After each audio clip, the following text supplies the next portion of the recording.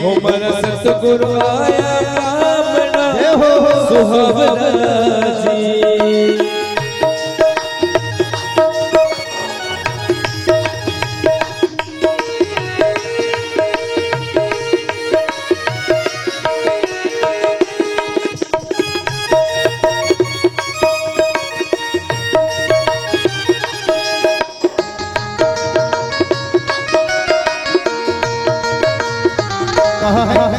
अरे हिंगलो पायो टोल डुलियो रेशम रापी जावना हिंगलो टोले पावना रेशम रापी जावना हिंगलो लोए पाए डुलियो रेशम रापी जावना जिन पर मारा राम बिराजे जिन पर राम बिराजे पंची में तगवावना रवावना सुहावना जी।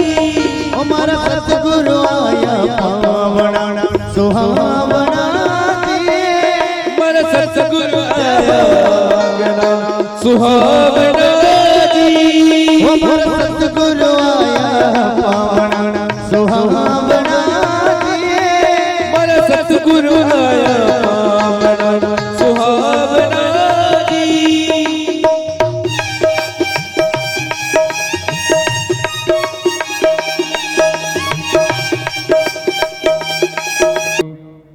चंद्रमा मनसो जातश्चक्षोः सूर्यो अजायतो श्रोत्राद्वायुश्च प्राणश्च मुखादग्निरजायतो इदग्गुं हविः प्रजननं मे अस्तु दशभिरग्गुं सर्वगणगुंगुस्ताय आत्मसनि प्रजासनि पशुसनि लोकशन्यभयसनि अग्निः प्रजां बहुलां मे करोतु वन्नं पयोरेतो असमाशुधत्तो। सभी लोग खड़े हो जाएं। भगवान पुराण की आरती हो रही है।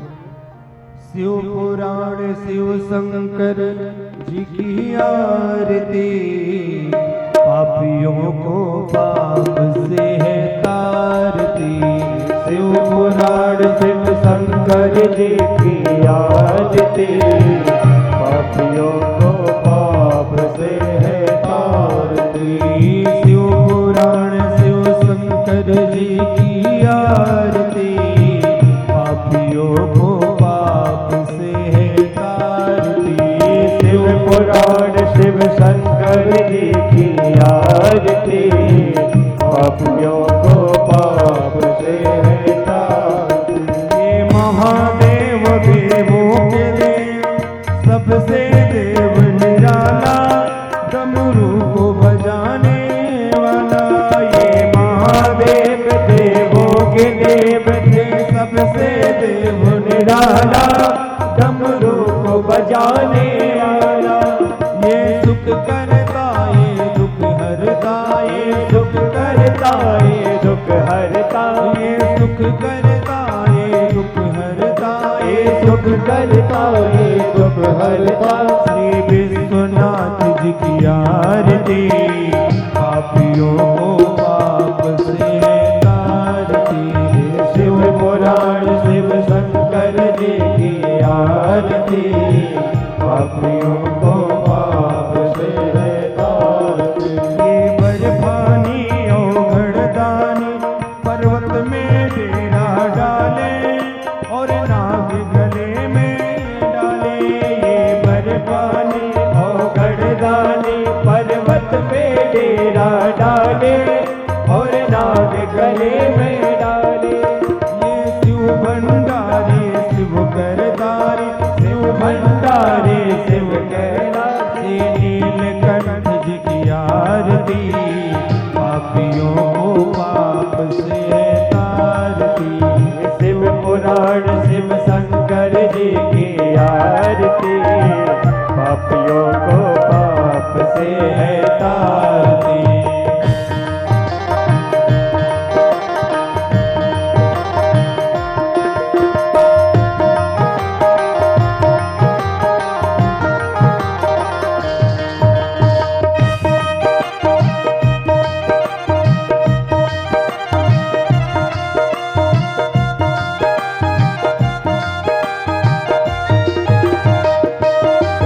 ये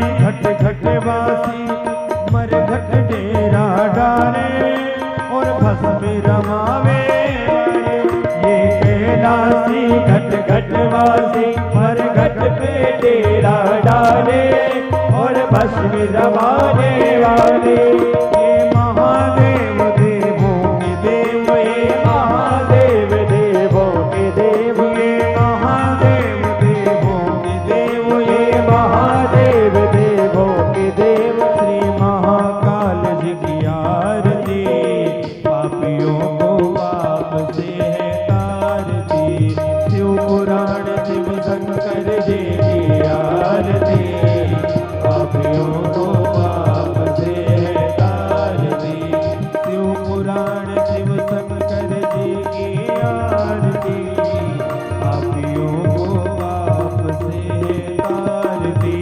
कर्पूर गौर करुणावतार संसार सारं भुजगेन्द्रहार, सदा वसंतम हृदयार वन्दे भवं भवानी सहितं नमामि। त्वमेव माता च पिता त्वमेव बन्धो च सखा त्वमेव विद्या द्रविणं त्वमेव सर्वं मम देवदेव, त्वमेव सर्वं मम देवदेव, त्वमेव सर्वं मम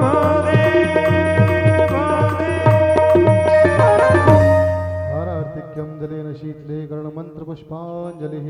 हरिः ॐ जदनेन जन्नामया जन्ता देवास्तानि धर्माणि प्रथमान्या षण्णातेहनाकं महिमानः सचन्द्रजत्र पूर्वे शाद्याः शन्ति देवाः। ॐ एकदन्ताय विद्महे वक्रतुण्डाय धीमहि तन्नो दन्ति प्रचोदयात्। ॐ गणम्बिकायै च विद्महे कर्मसिद्ध्यै च धीमहि तन्नो गौरी प्रचोदयात्। ॐ तत्पुरुषाय विद्महे महादेवाय धीमहि तन्नो रुद्रः प्रचोदयात्। नानासुगन्धिपुष्पाणि यथा कालोद्भवानि च पुष्पाञ्जलिर्मया दत्तो गृहाणः परमेश्वरो। श्रीपुराणपुरुषोत्तमाय नमः। चरणकमलेषु मन्त्रपुष्पाञ्जलिं समर्पयामि। बोलिए शिव महापुराण की जय, काशी विश्वनाथ की जय, हनुमान जी महाराज की जय, श्री सीतारामचंद्र भगवान की जय, श्री राधा कृष्ण भगवान की जय, पठरिया धाम की जय, परम पूज्य व्यास भगवान की जय। नमः पार्वती पतये हर हर महादेव।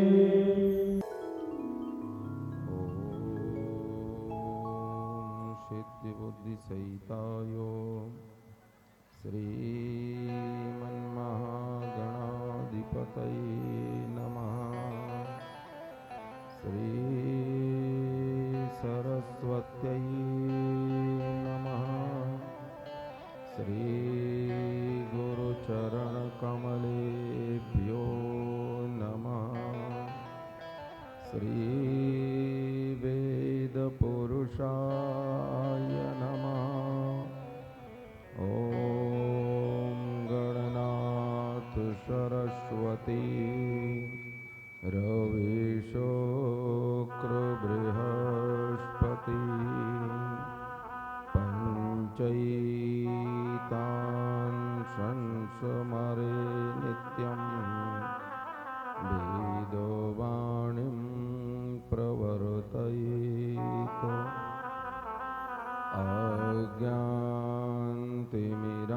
अज्ञानतिमिरान्धस्य ज्ञानाञ्जनशलाकया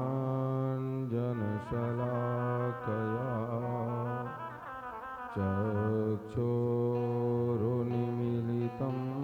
येन तस्मै श्रीगुरवे नमः। अखण्डमण्डलाकारं व्याप्तं येन चराचरं तत्पदं दर्शितं येन तस्मै श्रीगुरवे नमः। ध्याये नित्यं महेशं रजतगिरिनिभं चारुचन्द्रावतंसं रत्नाकल्प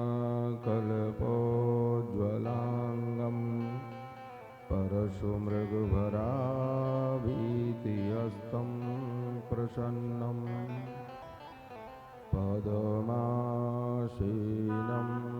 समन्तात् स्तुतममर्गणैर्व्याघ्रकृत्यं वशानं विश्वाद्यं विश्ववन्द्यं निखिलवैहरं पञ्चवक्त्रं त्रिनेत्रम् रामाय रामभद्राय रामचन्द्राय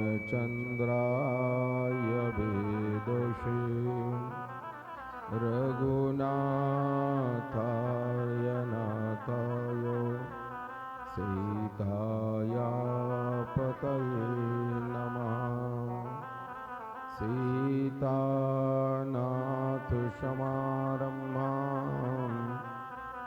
श्रीरामानन्दार्यमध्यमाम् अस्मदाचार्यपर्यन्तां वन्दे श्रीगुरुपरम्परां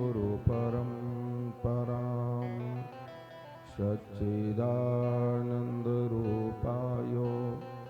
विश्वोत्पत्त्यादिहेतवे तापत्रयविनाशाय श्रीकृष्णाय वयं नमः। नमोऽस्तु रामाय सलक्ष्मणाय देव्यै च जनकात्मजायै नमोऽस्तु रुद्रेन्द्रयमानुलेभ्यो नमोऽस्तु चन्द्रार्कमरुद्गणेभ्यः सानन्दमानन्दवने वसन्तम् आनन्दकन्दं हतपापवृन्दं वाराणसीनाथमनाथनाथं श्रीविश्वनाथं शरणं प्रपद्ये भज विश्वनाथं शरणं प्रपद्ये। बोलिए सच्चिदानंद भगवान की जय, सर्वेश्वर भगवान की जय, सर्वाधार भगवान की जय, श्री हनुमान जी महाराज की जय। नमः पार्वती पतये हर हर महादेव।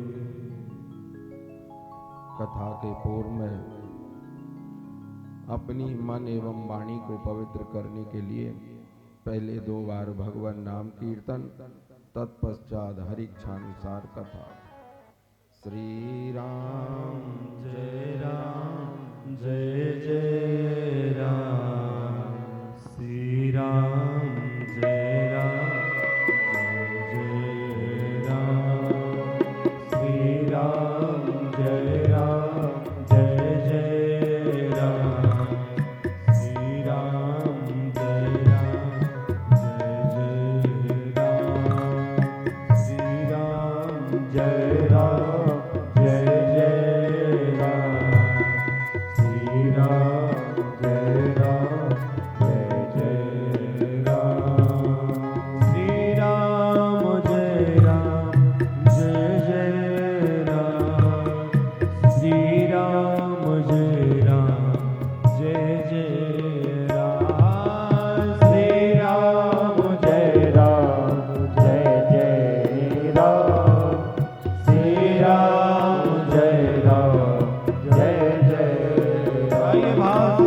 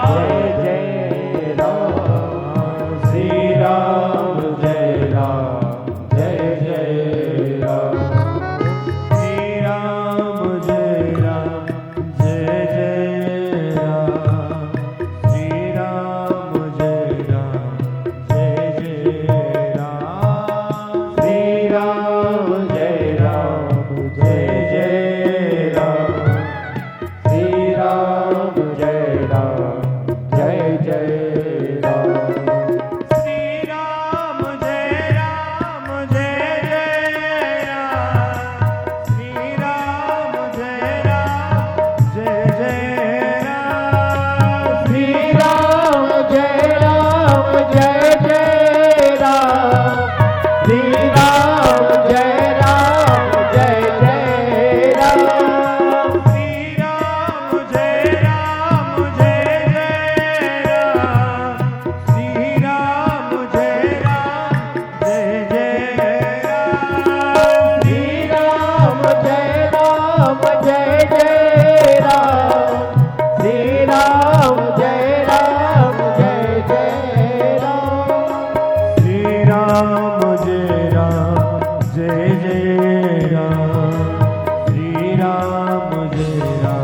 जय जय राम श्री राम जय राम जय जय राम श्री राम जय राम जय जय राम श्री राम जय राम जय जय राम श्री राम जय राम जय जय राम श्री राम जय राम जय जय राम श्री राम जय राम जय जय राम श्री राम जय राम जय जय राम जय जय राम जय जय राम जय जय राम। बोलिए श्री सीतारामचंद्र जी भगवान की जय। श्री काशी विश्वनाथ की जय। श्री नर्मदा भगवती की जय। श्री हनुमान जी महाराज की जय। समस्त साधु संत एवं ब्राह्मण देवताओं की जय। भोज्य चरण आचार्य भगवान की जय। श्री सद्गुरुदेव भगवान की जय। नमः पार्वती पते हर हर महादेव। भगवान के साक्षात स्वरूप भू समस्त संत एवं ब्राह्मण देवताओं, भक्तिमती करुणामती माताओं एवं बहनों एवं भगवान की पावनी कथा श्रवणार्थ पधारे हुए ऐसे भगवान की अनुरागी समस्त श्रोता सज्जनों, भगवान ने इस आयोजन को कराने का जिनको निमित्त मात्र प्रदान कराया, ऐसे हमारे प्रधान यजमान श्री पंडा जी एवं उन्हीं का सहयोग कर रहे लघु बालक और जो भी इस स्थान से, तन से, मन से, धन से, वाणी से, कर्म के द्वारा जो सहयोग प्रदान कर रहे, ऐसे श्री हनुमान जी के समस्त भक्तगण, ये भगवान की बड़ी अहेतु अनुकंपा है, जिससे सौभाग्य और ये अवसर हम आप सभी को प्राप्त हुआ। वेद भगवान बड़ी सुंदर बात लिखा है, कहा भगवान की कृपा कैसे होती है।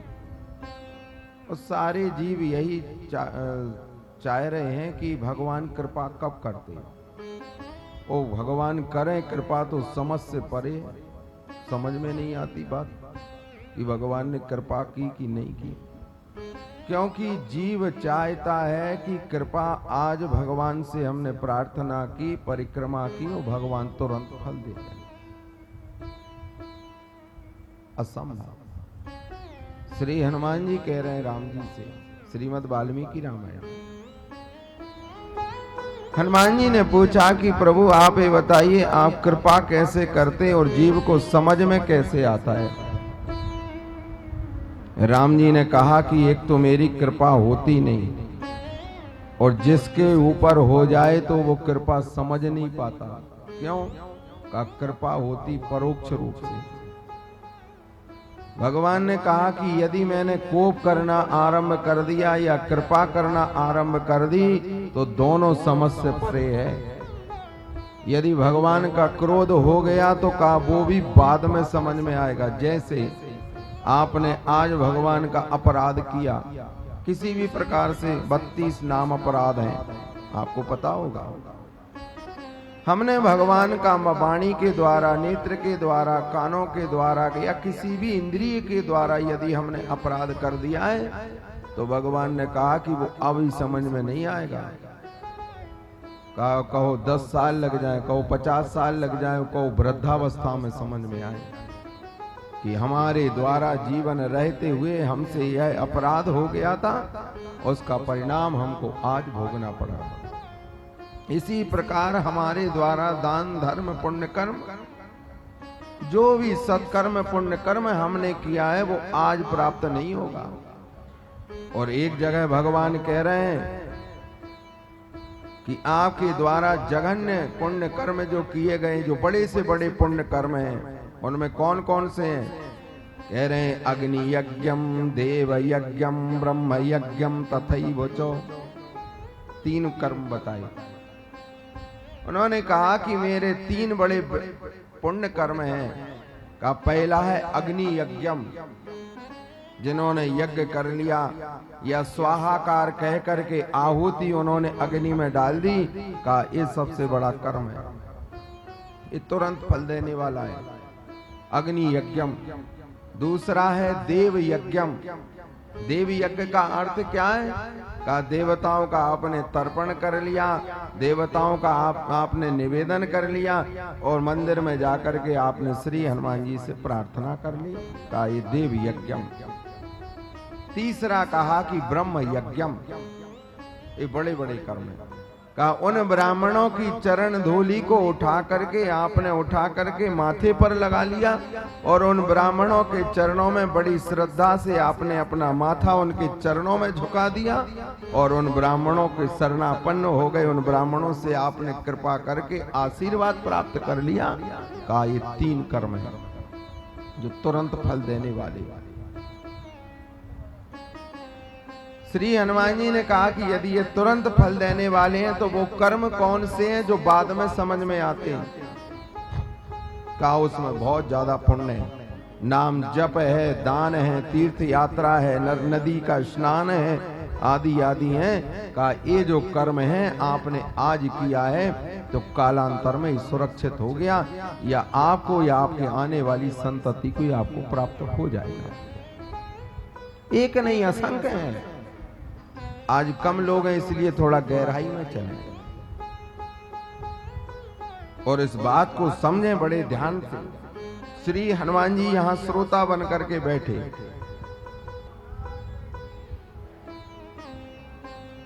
इतनी जगह कथा चल रही है।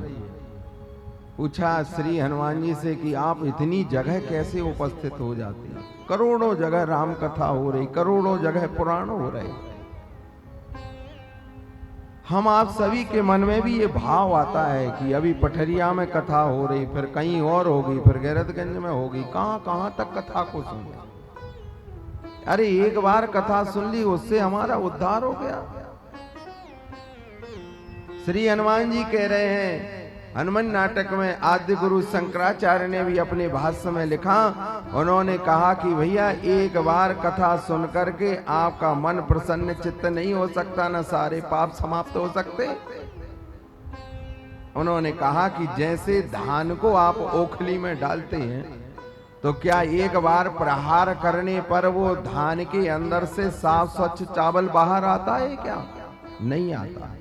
आपको कम से कम 50-100 बार धान के ऊपर प्रहार करना पड़ेगा, तब जाकर के वो धान के अंदर से साफ स्वच्छ चावल बाहर निकल करके आएगा।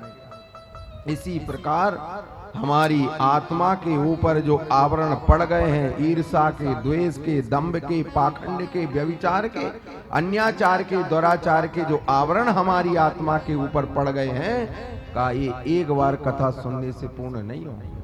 बार बार आपको कथा को सुनना पड़ेगा। का दैहिक दैविक भौतिक तापा। तभी तो श्रीमद् भागवत के प्रथम श्लोक में लिखा, सच्चिदानंद रूपाय विश्वोत्पत्त्यादि हेतवे तापत्रय विनाशाय श्री कृष्णाय वयम नमः। पूछा महात्माओं ने कि ये बताइए ये ताप क्या है? ताप का अर्थ है अग्नि। तो क्या ये अग्नि जीव को जला देती है? तो कहा अग्नि कभी किसी को जलाती नहीं है। यदि जलाती होती तो हनुमान जी जल जाते। लंका में राक्षसों ने पकड़ करके जब पूंछ में आग लगा दी तो सारी लंका में आग लग गई, तो हनुमान जी कहां से बच जाते? वो भी जल जाते। बानर ही तो है, और बानर आग से बहुत डरता है। यहां यदि गहराई में चलें तो शास्त्रकार कह रहे हैं कि भैया अग्नि कभी किसी को जलाती नहीं है।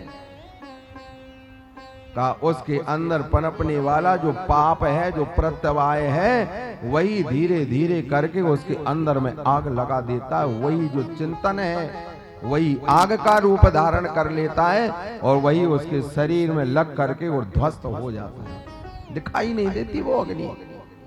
वो जीवन भर ईर्षा की ताप में जलता रहता है, और अंतिम में जब परमात्मा के धाम की ओर प्रस्थान करने लगता है तो यम के दूत पकड़ने के लिए आ जाते। अरे पापी, तूने जीवन पर्यंत अपने हृदय में वो ईर्षा का भाव रख करके प्रकट किया, और अंतिम भाव तक, अंतिम श्वास तक तूने भगवान का स्मरण नहीं किया, इसलिए अब जा करके घोर यातनाओं को भोग। पुनः दरिद्री पुनरे वो पापी। शास्त्रकार ने कहा कि जिन्होंने ऐसे भाव अपने मन में बना करके रख लिए हैं, ईर्षा के, दंभ के, ये अज्ञानता है। जिनके अंदर ज्ञान नहीं है, ये अज्ञानता का भाव है कि ऐसा से ऐसा, क्योंकि सारे लोग अपने विवेक को लगाते हैं।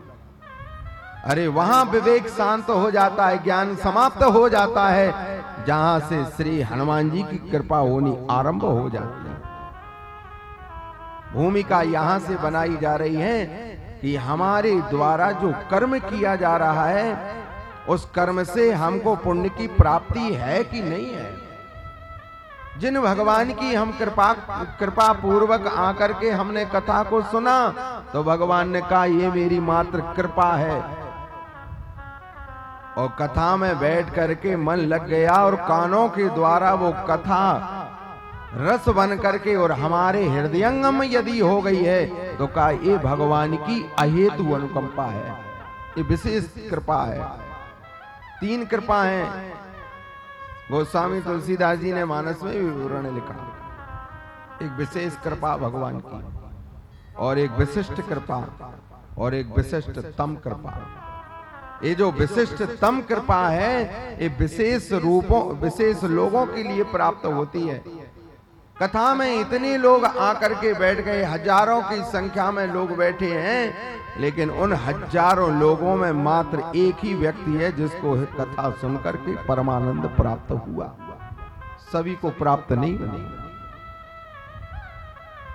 और श्री हनुमान जी तो कह रहे हैं, मैं एक जगह नहीं, जहां जहां राम जी की कथा का गुणानुवाद होता है, जहां जहां पर कोई भी पुराण की कथा होती है, तो मैं सूक्ष्म रूप से जाकर के मैं वहीं पर विराजित हो जाता हूं। यत्र यत्र रघुनाथ कीर्तनम तत्र तत्र कृतमस्तकांजलिम।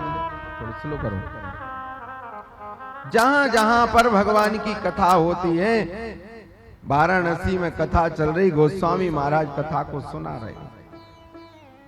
किसी ने कह दिया कि तुम्हारी कथा में श्री हनुमान जी आकर के विराजित होते, पहले आ जाते हैं वृद्ध का रूप धारण करके, और अंतिम में उठ करके वहां से जाते हैं।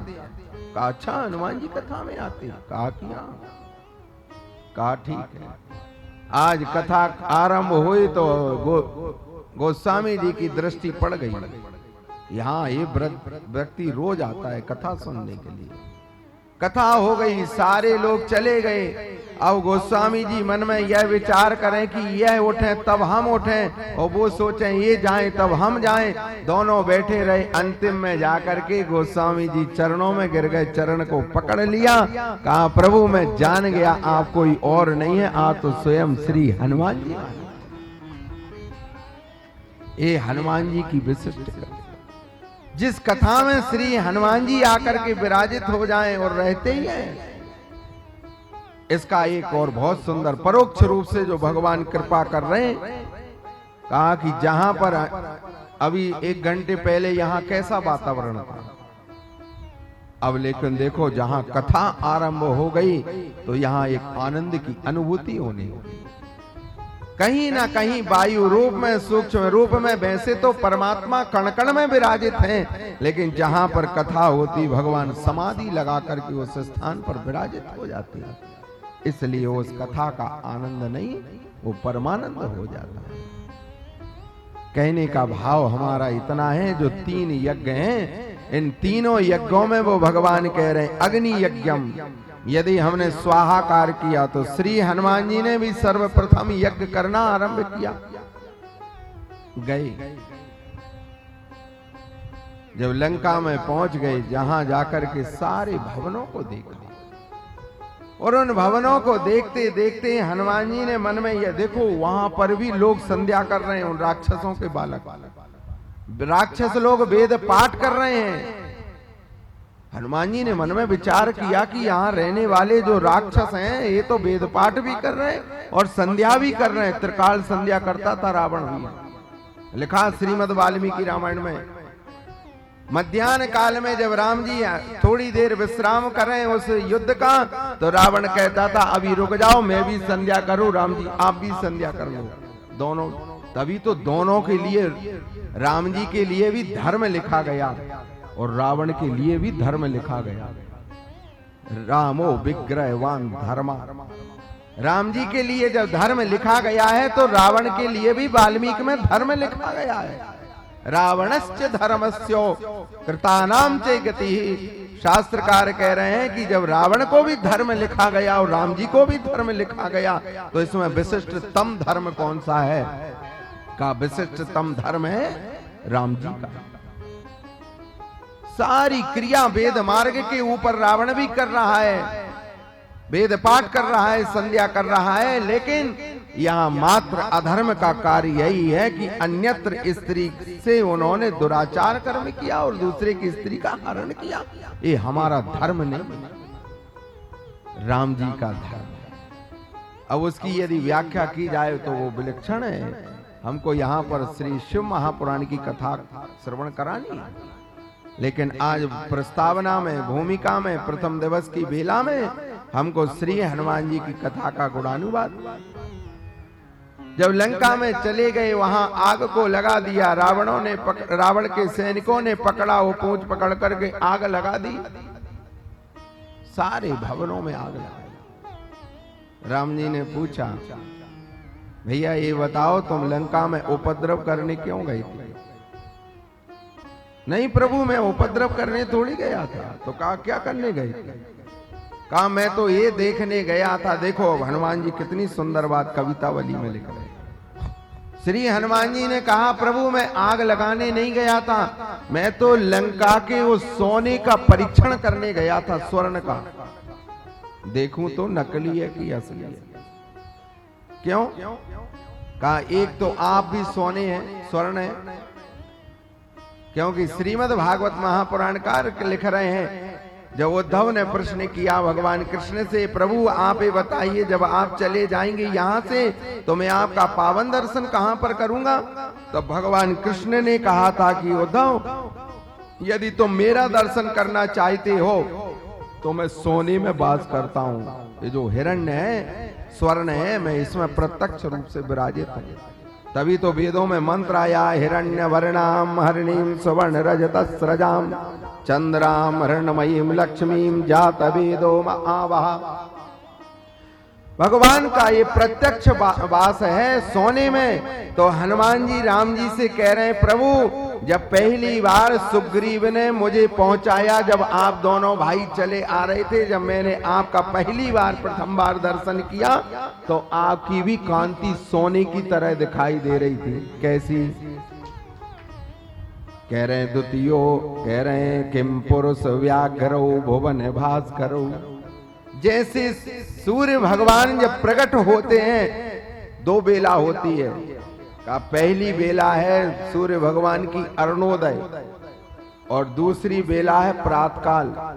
अरुणोदय बेला में जब सूर्य भगवान जब प्रकट होते हैं तो उसके पहले कांति लालिमा दिखाई देती है सोने की तरह, वो है अरुणोदय बेला। और फिर उसके बाद जब सूर्य भगवान प्रकट होते हैं तो कहा वो प्रातः काल बेला है। 2 बेलाएं। तो श्री हनुमान जी ने कहा कि राम जी, जब पहली बार मैंने आपका दर्शन किया, जब सुग्रीव ने मुझे आपके पास में पहुंचाया, तो किम पुरुष व्याघ्रो भुवन भास्करो, मैंने आपकी कांति को देख करके मैं पहचान गया था कि आप कोई साधारण पुरुष नहीं है। जैसी कांति सूर्य भगवान से निकल रही, वैसी कांति आपके अंदर से भी निकल रही थी। आप भी सोने के हैं। आपकी कांत, और हनुमान जी को भी स्वर्ण शैला वदे हम का, श्री हनुमान जी भी सोने की तरह दिखाई दे रहे। तो राम जी ने कहा कि भैया ये बताओ, तुम जब वहां गए थे और आग लगाई तो वो सोना कैसा दिखाई दिया? तो क्या परीक्षण कर रहे थे? जब आप सुनार के पास में सोना लेकर के जाते हैं तो वो आग की पराकाष्ठा पर उस सोने को जला करके देखता है शुद्ध है कि नहीं है।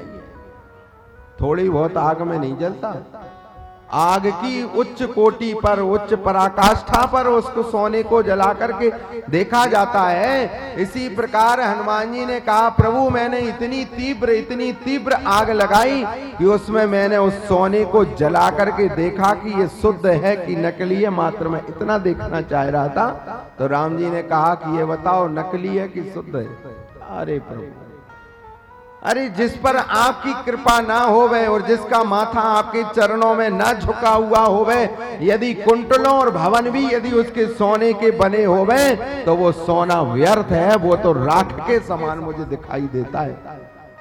मैंने उसको जला करके देख लिया। दूसरा भाव हनुमान जी कह रहे हैं अग्नि यज्ञम बृहत् तृप्तम क्रमणेम ब्रूहि ना प्रभु। श्री हनुमान जी ने कहा कि प्रभु जब मैं गया तो मेरा धर्म है कि राम जी के धर्म की स्थापना करके मैं वहां पर आऊं, तो मैं वहां पर सबसे पहले यज्ञ करने गया था और मैंने यज्ञ करना आरंभ किया। राम जी ने मन में विचार किया, पूछ भी लिया कि भैया ये बताओ ऐसा कैसा यज्ञ? भवनों में आग लगा दी और असुरों को पकड़ पकड़ करके तुमने उन अग्नि कुंड में डाल करके समाप्त कर दिया। ऐसा कैसा तुमने यज्ञ किया? ये तो यज्ञ नहीं है। तो हनुमान जी पूछा राम जी ने कि ये बताओ, जब तुमने यज्ञ किया तो पुरोहित कौन था, आचार्य कौन था, यजमान कौन था और हव्य काय का था, साकल्य काय की थी? इतनी वस्तुएं हो गए तभी तो यज्ञ होगा। पुरोहित हो गए, आचार्य हो गए, यजमान हो गए और सामग्री हो गए, तब जाकर के यज्ञ होगा। तो हनुमान जी कह रहे वेद में मंत्र आया, ये जो वेद भगवान कह रहे हैं अग्निदूतम पुरोददे हव्यवाहमुपब्रवे। श्री हनुमान जी ने कहा जब मैंने यज्ञ करना आरंभ किया तो प्रभु सब कुछ मैं ही था। कैसे? का पुरोहित भी मैं ही था, आचार्य भी मैं ही था और यज्ञ भी का रूप भी मैंने धारण कर लिया और यजमान भी मैं बन गया। और हव्य मैं बताता हूं, अग्निमीले पुरोहितम यज्ञस्य देव मृत्युजम, वेद का मंत्र है ये दुर्वेद। राम जी ने पूछा भैया बताओ वो कैसे यज्ञ किया?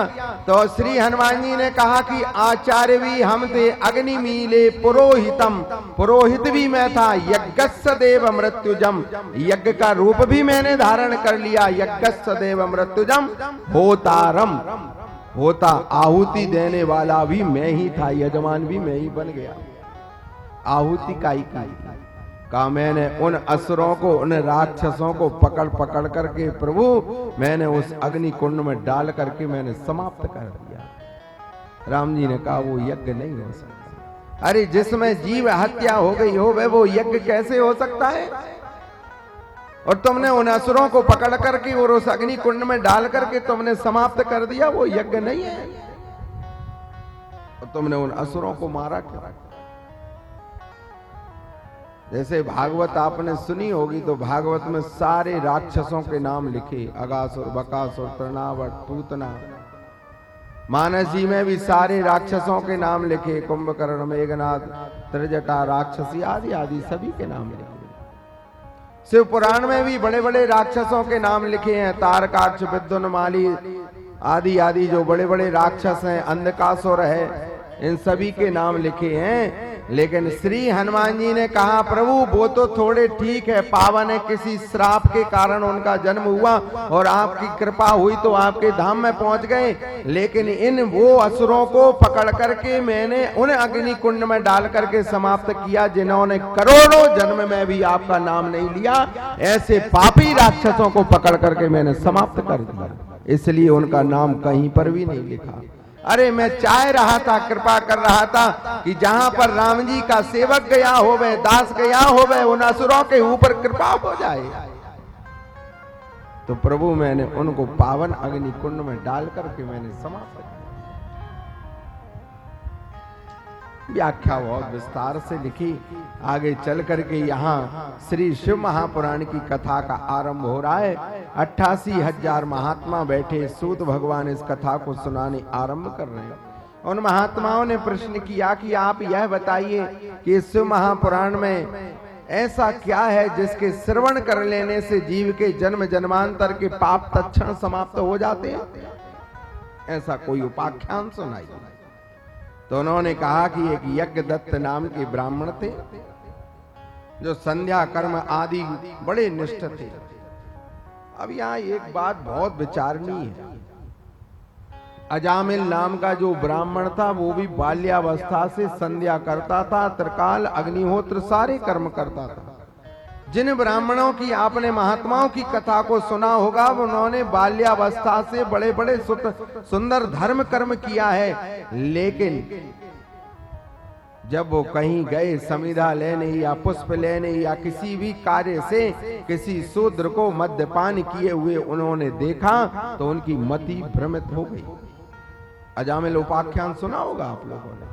इसी प्रकार ये यज्ञदत्त नाम के ब्राह्मण का उपाख्यान है। इसका मतलब है जैसे कोई जीव बड़ी भक्ति करने लगे, हर शनिवार मंगलवार हनुमान जी के पास आने लगे और मन में उसको ये अभिमान जागृत हो जाए, अब तो मैं पावन हो गया, अब मैं इधर उधर नहीं जाऊंगा, तो ये ना समझ लेना। अरे वो वेद भगवान कह रहे करोड़ नाम जप करने के बाद भी, अरे जीवन भर यदि तुमने मेरा पावन स्मरण भजन किया है, इसके बाद भी संध्या अग्निहोत्र शिवार्चन करने के बाद भी, अरे जीवन भर आप राममय भी हो जाएं, ये जरूरी नहीं है कि वृद्धावस्था में तुम्हारी मेरे धाम को ही प्राप्त हो गए। एक महात्मा थी, उनकी आयु लगभग 60-65 वर्ष की हो गई थी। जिस गांव में रहा करते थे तो उस गांव के सारे लोग उनका दर्शन करने आते थे। वृद्ध हो गए थे, 70 वर्ष की करीब उनकी आयु हो गई थी।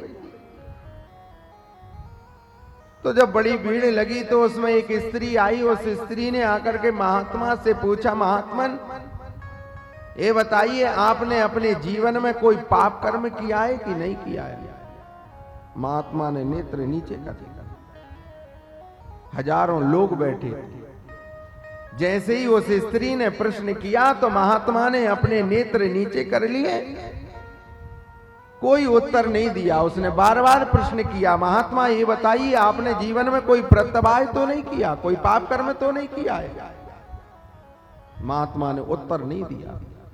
लेकिन जितने लोग बैठे थे उनका वो संदेह और शंका की दृष्टि बन गई महात्मा के ऊपर।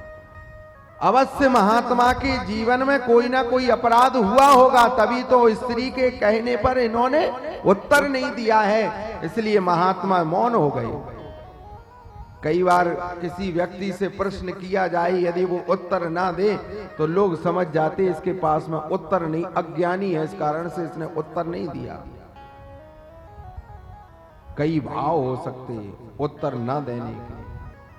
तो जैसे ही हजारों लोगों ने मन में यह विचार किया कि महात्मा से अवश्य कोई अपराध हुआ होगा, तभी तो इन्होंने उत्तर नहीं दिया, तो धीरे धीरे करके चर्चा प्रजा में फैलने लगी। लोगों ने आना बंद कर दिया। महात्मा जब धीरे धीरे वृद्ध होते गए, 100 वर्ष की आयु हो गई महात्मा की। आज जब महात्मा की अंतिम श्वास का समय आया तो लोगों ने मन में विचार किया कि चलो महात्मा का हमने जीवन भर दर्शन किया, अब उनके प्राण निकलने वाले, अंतिम बार उन महात्मा का दर्शन कर लिया जाए। सारे लोग आए, पृथ्वी के ऊपर शयन कर रहे थे, क्योंकि बड़े तेजस्वी महात्मा थे, तपोनिष्ठ महात्मा थे। वो जान गए कि मेरी मृत्यु बस आने वाली है। सैया के ऊपर विश्राम कर रहे थे। जो दर्शनार्थी लोग खड़े थे, तो महात्मा ने कहा उन दर्शनार्थियों से, भैया आज से लगभग 25-30 वर्ष पहले वो अमुक नाम की स्त्री ने मुझसे प्रश्न किया था, एक बार लेकर के आओ उसको। तो लोगों ने फिर संदेह किया कि देखो महात्मा के प्राण निकलने वाले और अब इनको स्त्री की याद आ रही है। तो कहा ठीक है, अंतिम इच्छा है महात्मा की। तो उसको ढूंढा गया बड़ी कठिनाई से और उसको पकड़ करके लेकर के आए, महात्मा के पास में खड़ा किया। महात्मा ने कहा कि देवी आज तुम भूल गई हो कि याद है क्या? कहा आज से 25-30 वर्ष पहले तुमने मुझसे एक प्रश्न किया था कि महात्मा तुमसे जीवन में अपराध हुआ है कि नहीं हुआ है, लेकिन मैं मौन हो गया था, लेकिन आज मैं उत्तर देना चाहता। देवी मैं तब उत्तर यदि मैं दे देता तो पता नहीं उत्तर देने के बाद अपराध हो जाता तो मेरा जीवन व्यर्थ चला जाता। देवी आज मेरे प्राण निकलने वाले, अंतिम श्वास है, इसलिए अब मैं बड़ी निसंकोच भाव से कहना चाह रहा हूं कि मैंने जीवन में कोई अपराध नहीं किया है। ये कह करके वो प्राणों का त्याग कर दिया। इसका भाव है कि जीवन में हम जरूरी नहीं है कि हम भगवान की सेवा कर रहे हैं, करोड़ नाम जप कर रहे हैं, पता नहीं क्योंकि हमारे शरीर के अंदर सारे बीज पड़े हुए, ईर्ष्या के, द्वेष के, दंभ के, आदि आदि व्यभिचार के। कौन सा संग मिल जाए। जैसे आप लोग फसल काट करके जब चैत्र के महीने में, बैसाख के महीने में फसल काट करके लेकर के घर में आ जाते हैं, तो यदि कोई कुछ दाने बीज के पड़े रह जाएं तो सारी बरसात पड़े रहेंगे, सब कुछ पड़ा रहेगा, लेकिन जैसे ही वो ऋतु पाएगा और वो बीज प्रकट हो जाएगा। इसी प्रकार हमारे अंदर सारे बीज पड़े हुए हैं। जो संग हमको प्राप्त होगा वही बीज हमारा जागृत हो जाएगा। इसलिए मनो मनुष्याणाम मनो मनोवृत्ति शास्त्रकार कह रहे हैं और शिव महापुराणकार कह रहे हैं, अनगनौ देव यजनम शृणुत श्रद्धयादरातो। शिव महापुराणकार कह रहे हैं वो महात्मा भैया जीवन भर भगवान का आश्रय लिए रहना चाहिए और भगवान से यह प्रार्थना करते रहना चाहिए, प्रभु बस आपकी कृपा दृष्टि बनी रहे, नहीं तो हमारे शरीर के अंदर इतने बीज पता नहीं कितने जन्म भोग करके हम आए हैं, सारे बीज हमारे अंदर पड़े हैं और वो बीज जागृत ना हो पाए, उस बीज को आप ही भस्म कर सकते, आप ही समाप्त कर सकते, हम में सामर्थ्य नहीं है। यज्ञदत्त नाम का ब्राह्मण मार्ग से भ्रमित हो गया, च्युत हो गया। जब वो चला गया, उसकी पत्नी थी चंचुला उसका नाम था, व्यभिचार कर्म करने लगा। पति तो समाप्त हो गया, ये भी वैधव्य योग को प्राप्त हो गई और ये एकांत में रहने लगी गांव में। तो जब एक दिन देखा गांव के लोग तीर्थ यात्रा करने जा रहे थे, तो इसने कहा कि हम भी चलें। कहा ठीक। तो गांव के लोगों को दया आई कि चलो एकांत में रह रही है और इसका पति भी समाप्त हो गया है, इसको भी रख लिया जाए। तो गांव के लोगों ने कहा ठीक है।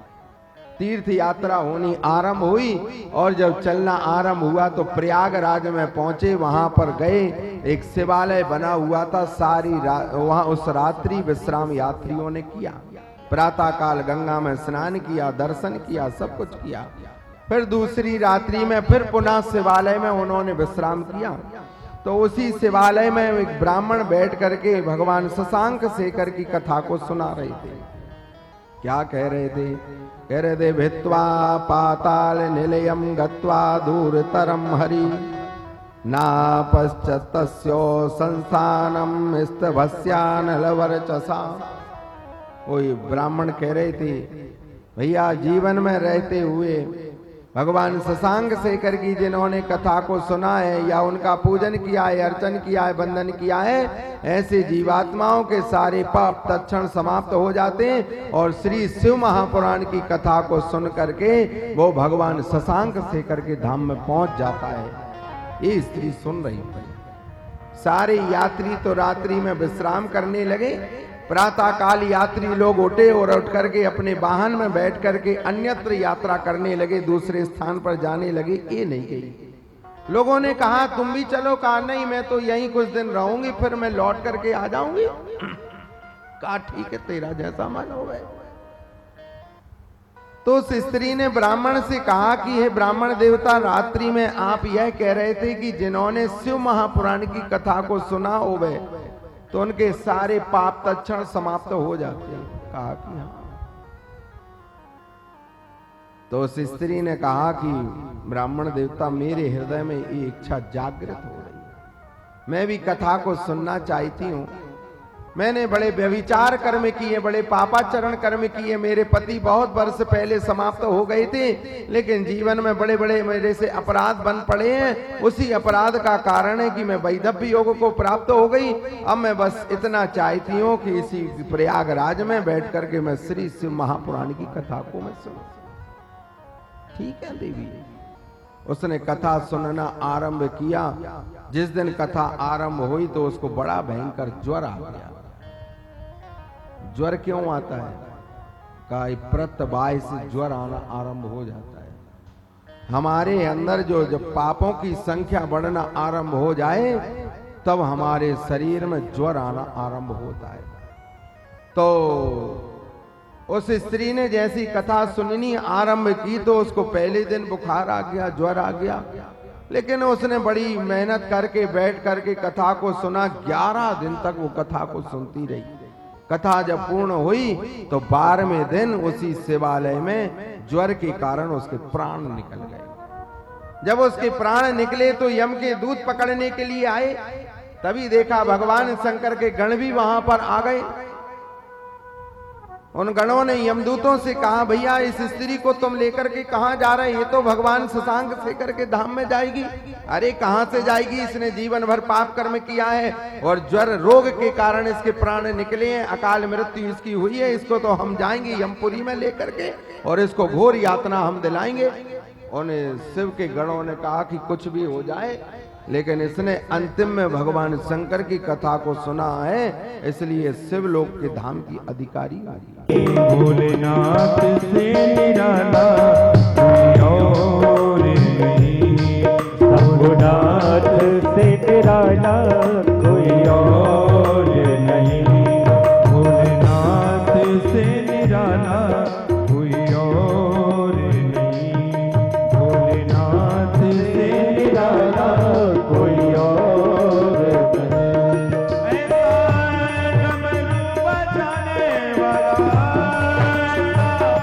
डमरू बजाने वाला और नहीं, भोलेनाथ से निराला कोई और नहीं, भोलेनाथ से निराला कोई और नहीं।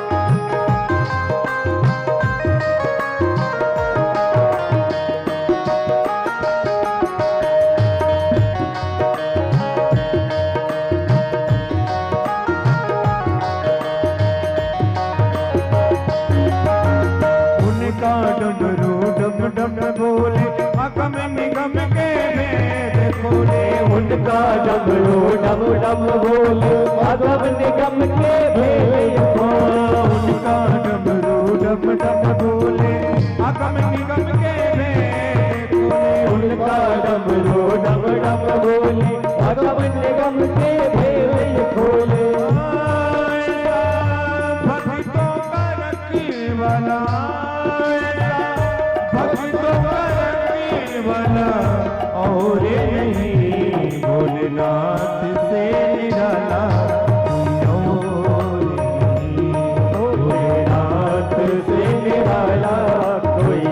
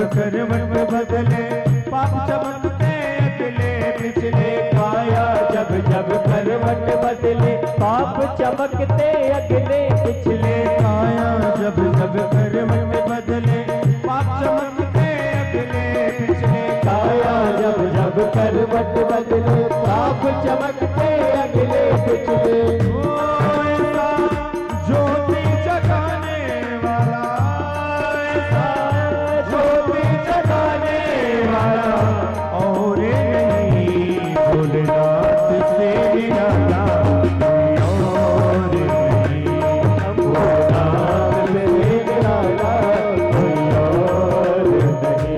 शंकर भगवान की जय हो।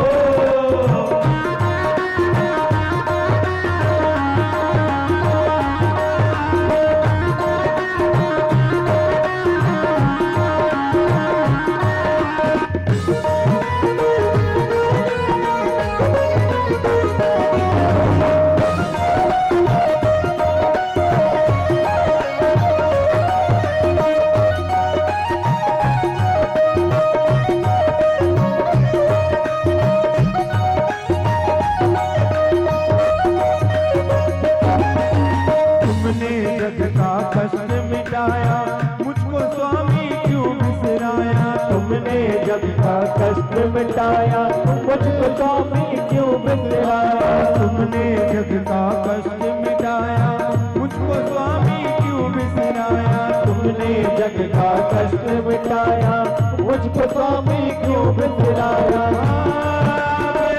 मुझको बचाने वाला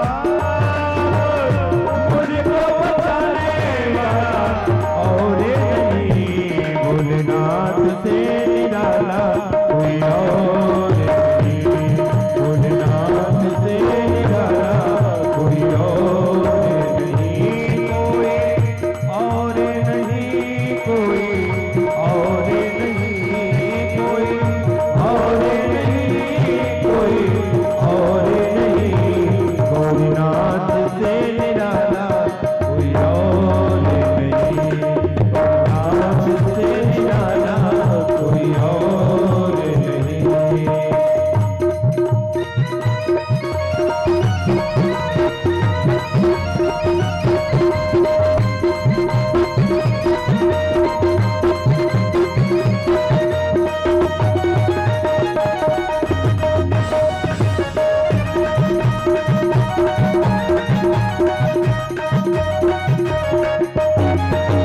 भक्तों का तू मान ले कहना प्रभु चरणों से दूर न रहना। भक्तों का तू मान ले कहना प्रभु चरणों से दूर न रहना।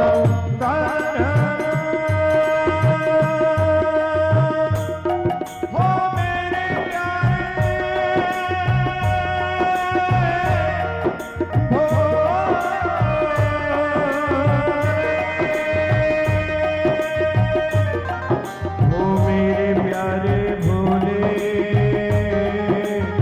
मेरे प्यारे शंभू। भक्तों का तो मान ले कहना प्रभु चरणों से दूर न रहना। भक्तों का तो मान ले कहना प्रभु चरणों से दूर न रहना। भक्तों का तो मान ले कहना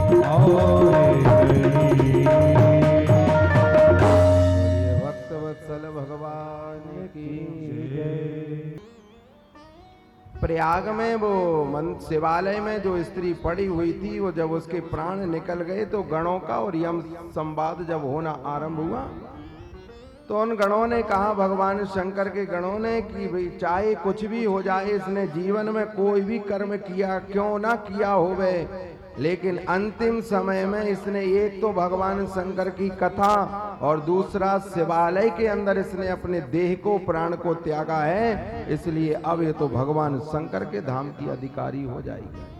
उन गणों ने उस स्त्री को पकड़ा, उस सूक्ष्म जीवात्मा को, और पकड़ करके लेकर के भगवान शशांक शेखर के सामने लेकर के गए। रक्षकस्य तथा विष्णोर लोकानां हित कामया पुष्टयर्थम चैव रक्षार्थम वारम कल्पितवान प्रभु। भगवान शशांक शेखर का जब वह सौंदर्य रूप का दर्शन किया तो प्रसन्न चित्त हो गई। तो भगवान शशांक शेखर ने कहा, देवी तुम्हारे जब प्राण निकले तो मेरे मंदिर में और मेरी कथा सुनते सुनते तुम्हारे प्राण निकले, इसलिए मैं तेरे ऊपर इतना प्रसन्न हो गया। अब तू ऐसा कर, अब जा करके पार्वती के पास में बैठ करके उसकी सेवा में तू लग जा। पार्वती की विशिष्टतम दासी को बना दिया। पार्वती की बड़ी सेवा करने लगी। सेवा करते करते एक दिन चंचुला ने, जो पार्वती की सेवा कर रही थी, उसने पार्वती से कहा, मन मलिन कर लिया, मन उदास कर लिया। पार्वती जी ने पूछा कि ये बताओ, तुम इतने वर्षों से मेरी सेवा कर रही हो, लेकिन तुम्हारा मन व्यथित अभी तक नहीं हुआ, ना मन मलिन हुआ, आज मन दुखी क्यों है? तो चंचुला ने कहा कि सही बात बताऊं, मैं बस इतना जानना चाह रही हूं, वो तो गांव के लोग तीर्थ यात्रा करने गए थे, पता नहीं कौन से जन्म का वो पुण्य उदय हो गया जिस कारण से मैं तीर्थ यात्रा में गई। ये योग बनता है सज्जनों।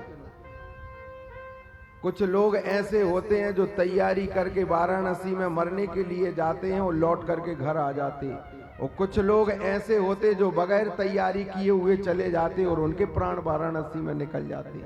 ये योग बन जाता है। तो आज वही पार्वती ने कहा कि देवी ये बताओ तुम्हारा मन व्यथित क्यों है?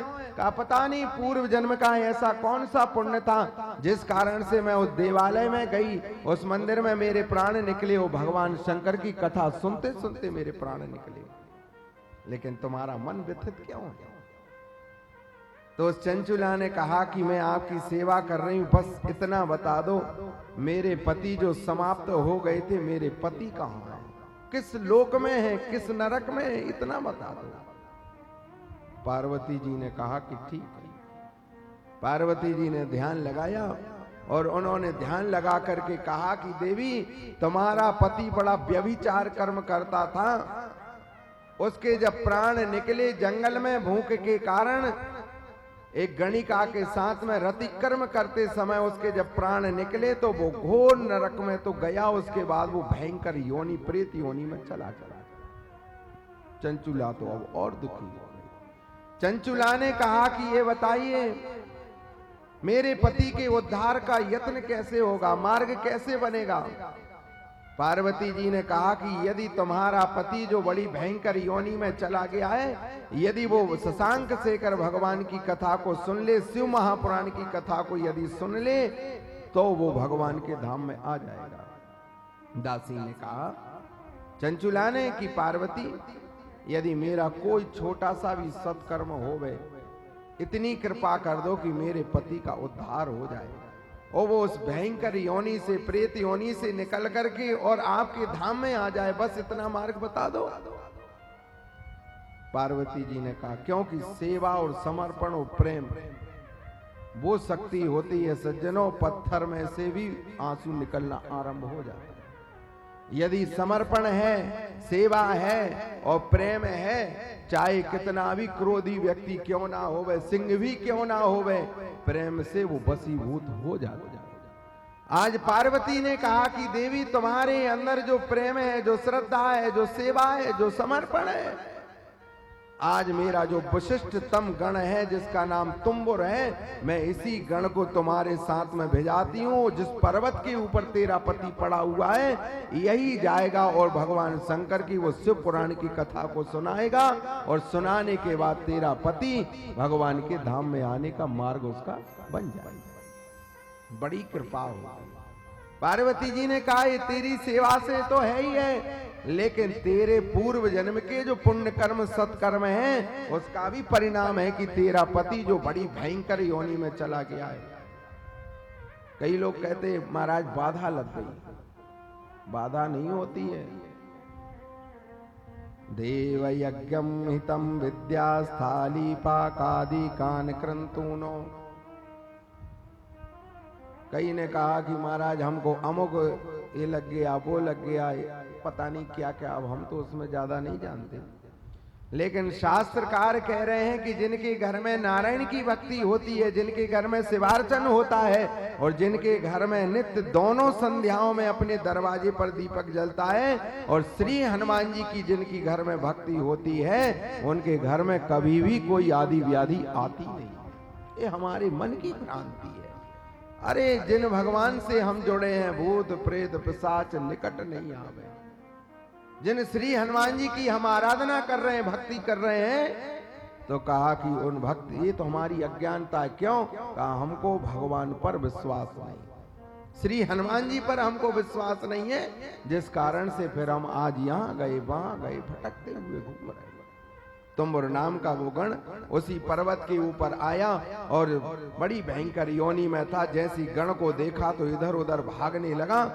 चंचुला ने कहा यही मेरा पति है, ये भाग रहा है। तुरंत तुम्बुर ने पकड़ करके रस्सी से बांध करके वृक्ष से रखा, क्योंकि जहां भगवान की कथा होवे, जहां पर बड़े तेजस्वी महात्मा यदि आ जाएं तो ऐसे भूत प्रेत वहां से भाग ही जाते हैं। ये भागने लगा तो बंधन करके उसको रखा।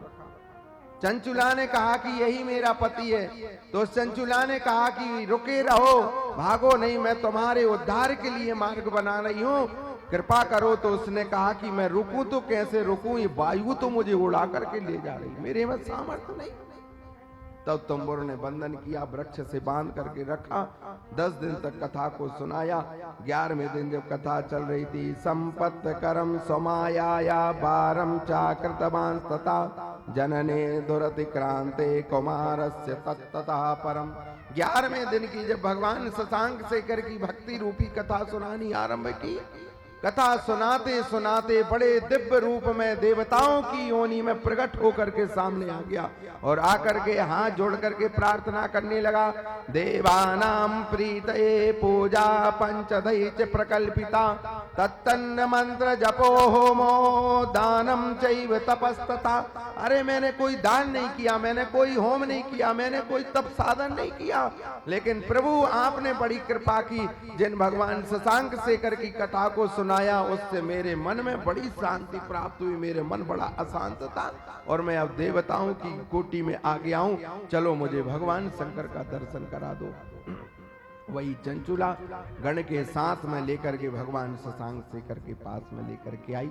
भगवान शशांक शेखर ने कहा, हे देवता, तुमने जो बड़े बड़े अपराध किए थे उसका परिणाम यह हुआ कि तुम बड़ी भयंकर योनि में चले गए, लेकिन मेरी कथा सुनने में यह सामर्थ्य है, यह शक्ति है कि चाहे कोई व्यक्ति कहीं पर भी क्यों ना पड़ा हो, वह मेरी कथा सुन करके तो उसका उद्धार होना ही होना है। वो मेरी कथा सुन करके मेरे धाम का अधिकारी हो जाता है।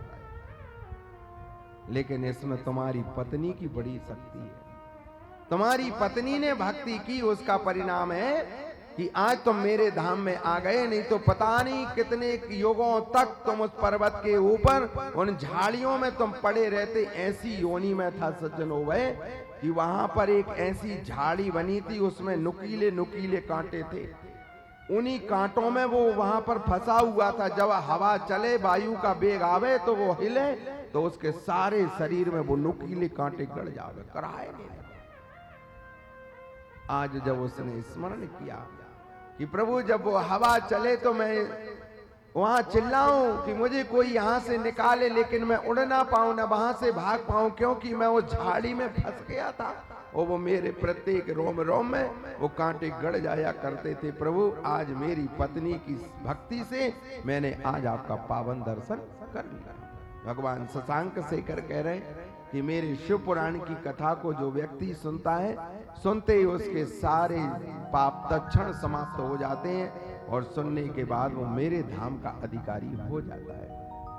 ये आपके यहाँ पर 18 महापुराणों की श्रृंखला में इस वर्ष से श्री शिव महापुराण की कथा का आयोजन आरंभ हुआ है। बहुत दिन से प्रयास चल रहा था। देखो हनुमान जी की कृपा ऐसी हुई, जब मुहूर्त निश्चित हुआ तो पंडा जी ने कहा व्यवस्था नहीं, बरसात में ऐसी व्यवस्था कहाँ, लोग बैठेंगे कैसे, कथा होगी। अब लोग कहें हनुमान जी कृपा नहीं करते। जब खमरिया में यज्ञ हुआ, राम जानकी प्राण प्रतिष्ठा कराने हम आए, तो यहाँ पर हनुमत जयंती पर हम आए तो हनुमान जी के पास पंडा जी हमको लेकर के गए, कहा प्रार्थना कर दो कुछ सुंदर बन जाए। तो हमने कहा चिंता ना करो, ऐसी सुंदर व्यवस्था बनेगी कि तुम भी विचार करोगे, स्वप्न होगा, ऐसी व्यवस्था यहाँ पर बन गई। कोई विचार कर सकता था? अरे जिन भगवान की कथा को हम निस्वार्थ भाव से कराना चाहते हैं, जिन श्री हनुमान जी को हमको कथा सुनानी है, तो हनुमान जी हमारी व्यवस्था नहीं बनाएंगे। हमने कहा किसी प्रकार की कोई चिंता ना करो, सारी चिंताएं हनुमान जी के ऊपर छोड़ो और निस्वतंत्र होकर के तुम कथा सुनो। सारी व्यवस्थाएं जो भी होना है वो सब कुछ हनुमान जी संभालेंगे। हम भी हनुमान जी को कथा सुनाने आ रहे हैं। हमने कहा किसी प्रकार की कोई चिंता ना करो। ये हमारे पठरिया धाम के जो सिद्ध हनुमान जी हैं, उनकी प्रेरणा से और उन्हीं की कृपा से एक संकल्प होना आरंभ हुआ है। और जिन एकादश में अवतार हनुमान जी यहाँ विराजित हैं, जिन शशांक शेखर के जन्म के सूक्ष्म रूप से उनका एकादशवां रूप धारण किया है, कल की उसमें बताएंगे। भगवान के अंदर 6 वस्तुएं हैं। कौन कौन सी? कह रहे हैं काम भी है, क्रोध भी है, लोभ भी है, मोह भी है, मद है, मत्सर है शंकर जी के अंदर। और जब हनुमान अवतार धारण करने लगे तो पार्वती ने कहा आप ये वानर का रूप धारण क्यों कर रहे? तो शंकर जी ने कहा मेरे अंदर काम भी है। क्यों? कहा जब मैं तपस्या करने के लिए गया तो इंद्र ने कामदेव को पहुंचाया, जिसने अपने पुष्प बाण के ऊपर वो 5 बाण रख करके वो मेरे अंदर मारे, तो तपस्या में विघ्न हुआ कि नहीं हुआ? और मैंने विवाह किया। क्रोध मेरे अंदर है ही। वेदों में मंत्र आया नमस्ते रुद्रमन्यव उतोदय कवे नमः। रुद्र का अर्थ ही होता है क्रोध। तो कहा कि मैं तो क्रोध का ही अवतार हूं। मोह भी है, मद भी है, मत्सर भी है। कहा इन सभी को समाप्त करने के लिए मैं अब हनुमान रूप वानर रूप में धारण कर रहा हूं। इन आने वाली सभाओं में इस पर भी प्रकाश डाला जाएगा कि श्री हनुमान जी ने क्यों यहाँ पर अवतार लिया, वानर का ही रूप धारण क्यों उन्होंने धारण कर लिया।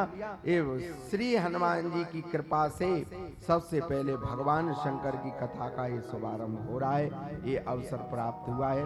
समय तो संभवतः शायद 5 बजे तक का है, लेकिन आज देरी से कथा आरंभ हुई तो थोड़ा देरी भी हुई। आज की सभा का विश्राम यहीं पर। कल की सभा ठीक 2 बजे से 5 बजे तक भगवान की कथा होगी। हम आप सभी लोग आनंद लेंगे। भगवान शशांक शेखर की 2 बार भगवान नाम कीर्तन, आरती प्रसाद लेकर के प्रस्थान। बोलिए भक्तवत्सल भगवान की, श्री सांब सदा शिव भगवान की, पठरिया धाम की, श्री हनुमान जी महाराज की। नमः पार्वती पतये हर हर महादेव। सुबह शाम 8 यही नाम लिए जा, खुश होंगे हनुमान राम नाम लिए जा, खुश होंगे हनुमान राम नाम लिए जा। सुबह शाम 8 सुबह शाम 8 यही नाम लिए जा, खुश होंगे खुश होंगे खुश होंगे हनुमान राम नाम लिए जा, खुश होंगे हनुमान राम नाम लिए जा।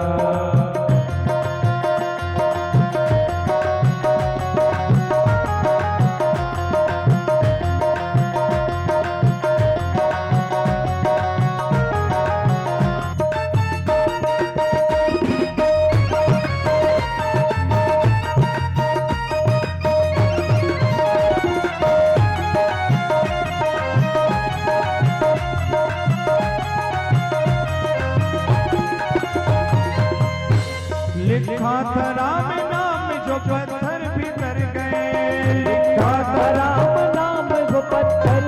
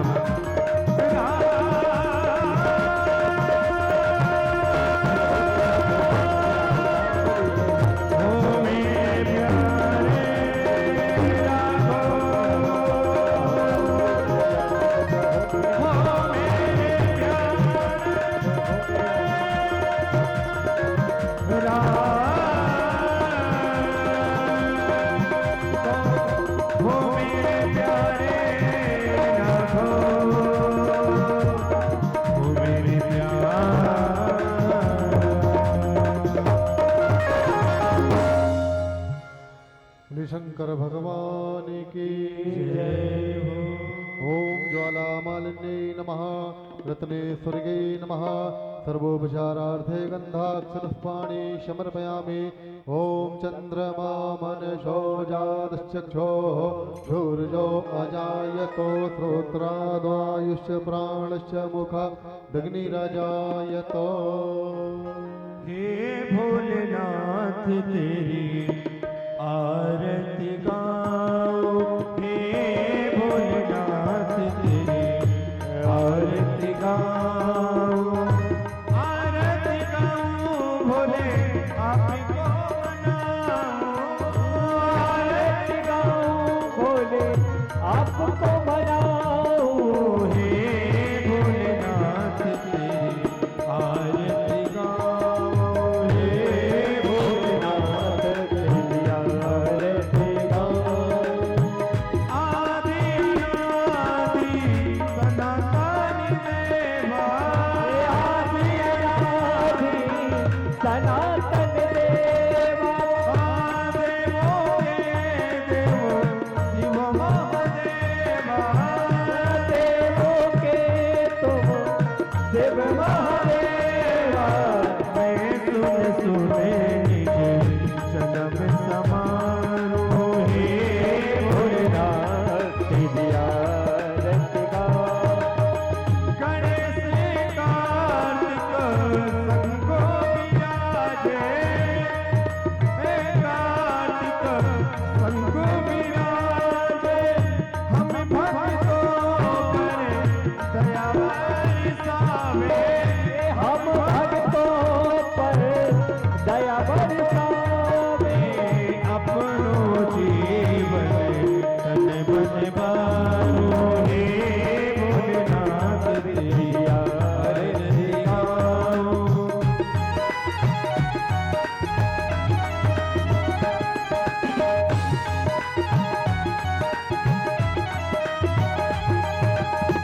डमरू त्रिशूल हाथ में सोहे, डमरू त्रिशूल हाथ में सोहे। हम भक्तों के मन को मोहे, हम भक्तों के मन को मोहे। मैं सुन सुने जन्म सवारो, हे भोलेनाथ तेरी आरती गाओ, हे भोलेनाथ तेरी आरती गाओ, हे भोलेनाथ तेरी आरती गाओ। ओ कर्पूर गौरम करुणावतारम संसार सारम भुजगेन्द्रहारम सदा वसंतम हृदयारविंदे भवं भवानी सहितं नमामि। त्वमेव माता पिता त्वमेव त्वमेव बन्धो सखा त्वमेव त्वमेव पिता रमणं त्वमेव त्वमेव सर्वं मम देव देव। हे भोलेनाथ तेरी आरती गाओ, मैं आरती गाओ, मैं आरती गाओ। हारार्तिक्यं जलेन शीतले कर्णं मंत्र पुष्पांजलि। हरि ओम जतनेना जतनामया जलता देवास्तानि धर्माणि प्रथमान्य षण्णाते हनाकं महिमानः शचन्द्र जत्र पूर्वे शाद्याः शन्ति देवाः। ओम एकदन्ताय विद्महे वक्रतुण्डाय धीमहि तन्नो दन्ति प्रचोदयात्। ओम तत्पुरुषाय विद्महे महादेवाय धीमहि तन्नो रुद्रः प्रचोदयात्। नाना सुगंधि पुष्पाणि यथा कालोद्भवानि च पुष्पांजलिर्मया दत्तो ग्रहण परमेश्वरो शांगायो सपरिवारायो शायुधायो शतक्तिकायो शवाहिनायो श्री पुराण पुरुषोत्तमाय नमः। चरण कमलेषु मंत्र पुष्पांजलिं समर्पयामि। बोलिए शिव महापुराण की जय, हनुमान जी महाराज की जय। काशी विश्वनाथ की श्री सीतारामचंद्र भगवान की श्री राधा कृष्ण भगवान की पठरिया धाम की धर्म की जय हो। अधर्म का नाश हो। प्राणियों में सद्भावना। विश्व का कल्याण हो। गौ माता की जय हो। भारत माता की जय हो। नमः पार्वती पते हर हर महादेव। आप सभी अपने अपने स्थान पर बैठे आरती प्रसाद लेकर के घर की ओर प्रस्थान करें। वो तेरी मंद मंद मुस्कनिया पे बलिहार साबरे बलिहार साबरे तेरी मंद मंद मुस्कनिया पे तेरी मंद मंद मुस्कनिया पे बलिहार साबरे बलिहार साबरे मैं बलिहार साबरे तेरी मंद मंद मुस्कनिया पे तेरी मंद मंद मुस्कनिया पे बलिहार सावरे बलिहार सावरे बलिहार सावरे बलिहार